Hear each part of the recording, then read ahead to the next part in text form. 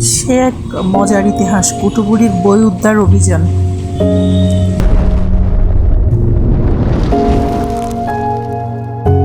Hello সবাইকে, প্রাচীপ্রীতন ওয়ার্ল্ডের নতুন আরেকটি ভিডিওতে সবাইকে স্বাগতম। আশা করছি সবাই ভালো আছেন, আমরাও ভালো আছি।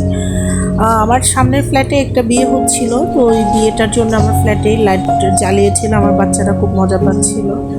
এরপরে কুটুবুড়িকে নিয়ে আমি একটা বই উদ্ধার করতে গেছি, সে এক মজার ইতিহাস। গতকাল রাতে যে বাচ্চা বইটা পেয়েছে ওর মা হচ্ছে হোয়াটসঅ্যাপে মেসেজ করেছে যে প্রজ্ঞার বই হচ্ছে এরকম আমার ছেলের ব্যাগে চলে এসছে।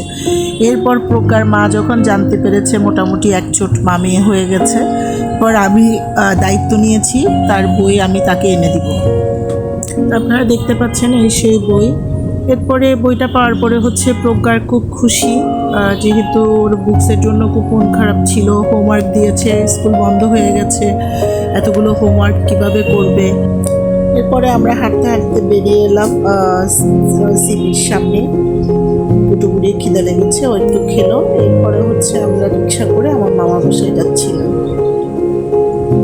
রিক্সাওয়ালা মামা রিক্সা চালাচ্ছিল, আমরা আশেপাশে দেখছিলাম, ভালোই লাগছিল আসলে দেখতে। আশেপাশের সুন্দর পরিবেশ।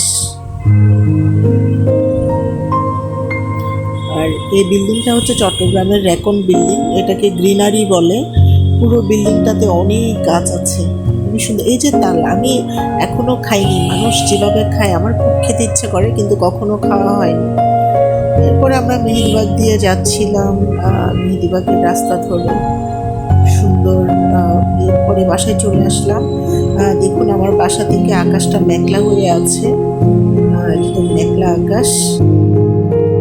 আমার এই ছোট্ট ভিডিওটি আপনাদের কেমন লেগেছে একটু কমেন্ট করে জানাবেন। সবাই ভালো থাকবেন, সুস্থ থাকবেন, প্রাচীপ্রীতন ওয়ার্ল্ডের সাথে থাকবেন। বাই বাই সবাইকে।